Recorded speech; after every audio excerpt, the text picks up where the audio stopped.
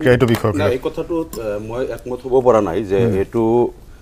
যে সংখ্যালঘুসকলৰ কল্যাণৰ কাৰণে স্বাৰ্থতি আইনখন আনিছে এটো কিন্তু আইনৰ যিবিলাক দফা এমেন্ডমেন্টত অন্তৰ্ভুক্ত কৰা হৈছে তাত কিন্তু এই কথাবিলাক তাৰ লগত সামঞ্জস্যপূৰ্ণ নহয় কাৰণ এটা কথা চাওক ইয়াত কোৱা হৈছে যে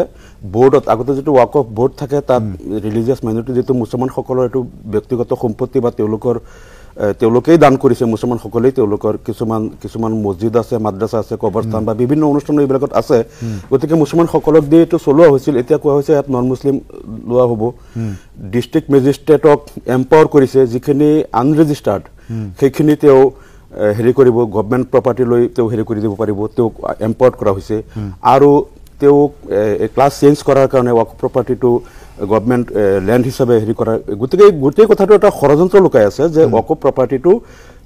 এনেকৈ বিভিন্ন বাহানাত ওয়াক সম্পত্তিৰ পৰা শ্ৰেণী পৰিৱৰ্তন কৰি তাত হয়তো কোনোবা আদানী আম্বানী বা কোনোবা পুঁজিপতি হতে গতাই দিয়াৰ কিবা এটা ষড়যন্ত্ৰ ইয়াত আছে আৰু আগে পিছে আমি দেখিছো এই চৰকাৰে অসমতো জাতি মাটি ভেটিৰ নামত কৰা চৰকাৰে দেখিছো হাজাৰ হাজাৰ বিঘা মাটি কিন্তু বহুজাতিক কোম্পানী তেওঁলোকে গতাই দি আছে গতিকে এই ষড়যন্ত্ৰটো ইয়াত আছে এই কথাটো ইয়াৰ আপুনি ক্যাৰেক্টাৰটো চাই এমেন্ডমেন্ট বিলৰ আপুনি গম পাব আৰু তাৰ লগে লগে আৰু এটা কথা হল আৰু এটা মই কমপ্লিট কৰি দিও আৰু এটা কথা হল যে ইয়াত এই মাইনৰিটি মানে যিখিনি ইয়াত আপুনি বেদখল মুক্ত কৰা যিখিনি ওয়াক অফ প্ৰপাৰ্টি ৰেজিষ্টাৰ্ড হোক বা আনৰেজিষ্টাৰ্ড বেদখল হৈ আছে এই বেদখল মুক্ত কৰাৰ এটা পদক্ষেপ কিন্তু বিজেপি চৰকাৰে লোৱা নাই ইনকাম বাঢ়িছে মুমিনুৰ ডাঙৰীয়া কোৱা কথাটো ঠিক এটো কংগ্ৰেছৰ দিনতকৈ আমি দেখিছো যে ইনকামটো বাঢ়িছে কিন্তু যিখিনি বেদখল হৈ আছে সেইখিনি বেদখল মুক্ত কৰাৰ এটাও কিন্তু তেওঁলোকে হেৰি কৰা নাই এভেকশন এনেই যত গৰীব দুখীয়া মানুহে যুগৰ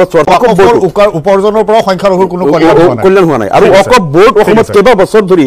ওয়াক অফ বোৰ্ডেই নাই বোৰ্ডেই একাৰণে কৰা নাই ওয়াক অফ বোৰ্ডটো আকৌ পুনৰ্গঠন কৰি মানে তেওঁলোকে এটা সিদ্ধান্ত ল'ব আমি ওয়াক অফ সংশোধনী বিধেয়ক মোৰ শেষ কথাটো হ'ল বৰ্তমান যিটো ৰূপত এটো ওয়াক অফ এমেন্ডমেন্ট বিলটো আহিছে এটো আমি সম্পূৰ্ণ বিৰোধ কৰো ইয়াৰ উদ্দেশ্যটো ঠিক নহয় কিন্তু ওয়াক অফৰ এমেন্ডমেন্ট বিল এটা প্ৰয়োজন আছে যি এমেন্ডমেন্ট বিলৰ জৰিয়তে ওয়াক অফ সম্পত্তিবিলাক বেদখল মুক্ত কৰি আৰু সম্পূৰ্ণ সম্পত্তিবিলাক ওয়াক অফ বোৰ্ড শক্তিশালী কৰি তেওঁলোকক এম্পাৱাৰ্ড কৰি